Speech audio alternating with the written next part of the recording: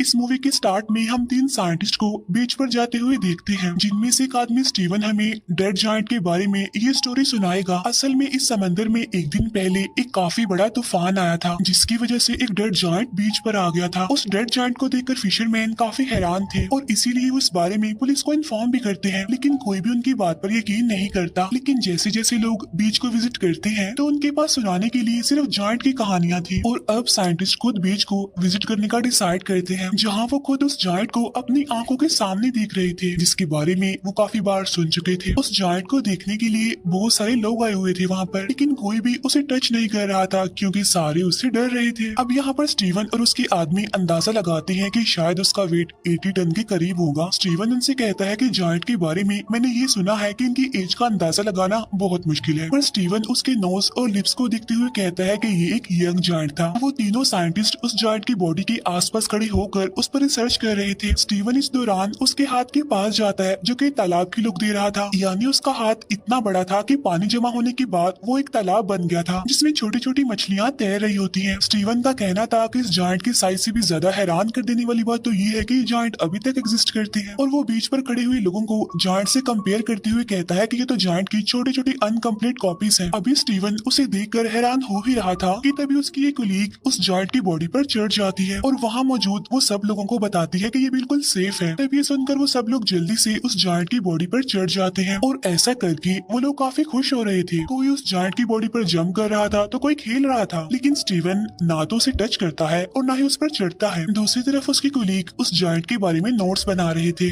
और जैसे जैसे टाइम गुजरता जा रहा था वहाँ उस जायंट से खेलने के लिए लोग कम होते जा रहे थे, क्योंकि सब लोग अपने अपने घर जा रहे थे। फिर 3 दिन के बाद स्टीवन दोबारा यहाँ पर आता है, क्योंकि उसका उस जायंट में इंटरेस्ट बढ़ गया था और उसका दावा था कि उसे इस जायंट पर नजर रखते हुए कोई भी परेशानी नहीं हो रही है, क्योंकि वो जायंट उसके आसपास के लोगों की निस्बत ज्यादा जिंदा था। फिर वो दिखता है कि वहाँ पर कुछ बच्चे जायंट के ऊपर स्लाइड खेल रहे हैं और कुछ आदमी तो उस जायंट को काटने की तैयारी कर रहे थे। तो आज वो जायंट के पास देर तक रुकने का इरादा करता है ताकि जायंट के पास कोई भी ना हो, लेकिन जैसे ही वो जायंट के पास आता है तो वो दिखता है कि जायंट डिके होना स्टार्ट हो गया है और उसका हर एक बॉडी पार्ट काफी अजीब दिख रहा है। अब यहाँ वो जायंट के कान पर एक लड़की को देखता है जो उस जायंट के कान को एज अ चेयर यूज कर रही थी। स्टीवन नोटिस करता है कि जायंट के फेस से उसकी यूथफुल लुक खत्म हो गई है, यानी अब वो जवान नहीं दिख रहा। तब वो अंदाजा लगाता है कि समंदर में बहुत अरसा रहने की वजह से उसके टिश्यूज खराब हो गए हैं, जिसकी वजह से उसकी बॉडी काफी जल्दी खराब हो गई है। स्टीवन जायंट के फेस पर एक इंसेक्ट देखता है जो कि उसके मुंह में जा रहा था। तब स्टीवन सोच रहा था कि इंसेक्ट के उसकी मंजिल तक पहुंचने से पहले ही ये जायंट डिके हो जाएगा और अब स्टीवन बहुत ज्यादा हिम्मत करके उस जायंट के ऊपर चढ़ता है। अब जायंट की चेस्ट पर चढ़ने के बाद वो जायंट की बाजू को देख रहा था जो बिल्कुल डिके हो चुका था और कुछ बचा हुआ पार्ट्स इंसेक्ट्स और बाकी बर्ड्स खा रहे थे। यहाँ अब उसकी आंखों के ऊपर अब एक अजीब सा कवर आ गया था जो कि उसकी आईज को भी एक तालाब जैसी लुक दे रहा था। फिर स्टीवन उसकी आंखों में अपना शेडो देखता है और सोचता है कि इस जायंट के डिके होने की तकलीफ उस तकलीफ से कम है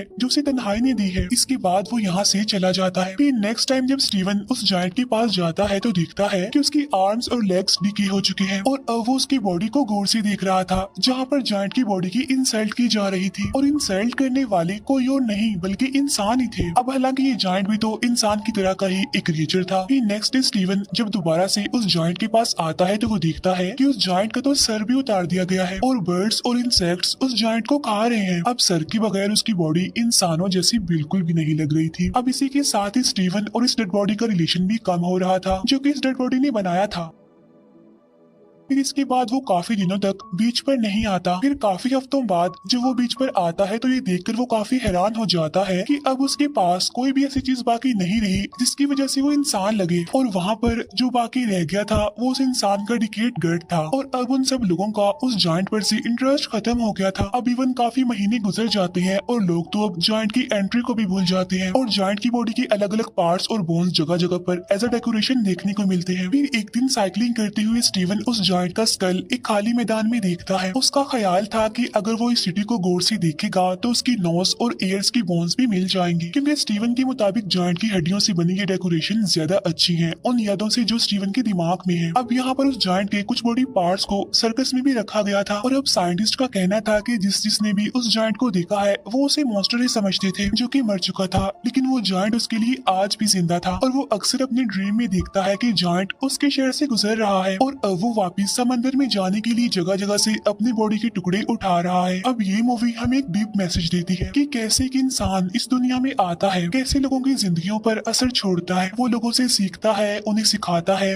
लेकिन फिर जब वो इस दुनिया से चला जाता है तो लोग उसे भूल जाते हैं। इवन दिन, महीने, साल गुजर जाते हैं लेकिन कोई उसे याद नहीं करता। सेम ऐसे ही जैसे हमने इस मूवी में देखा कि कैसे एक जायंट आया और सबके अट्रैक्शन बन गया, लेकिन फिर वही बात, दिन, महीने, साल गुजर गए लेकिन किसी को वो याद नहीं रहा। असल में यही इंसान की जिंदगी का कड़वा सच है कि जब तक कोई इंसान जिंदा रहता है तो लोग उसे याद रखते हैं, लेकिन अगर वही इंसान मर जाए तो थोड़े ही दिन बाद लोग उसे भुला देते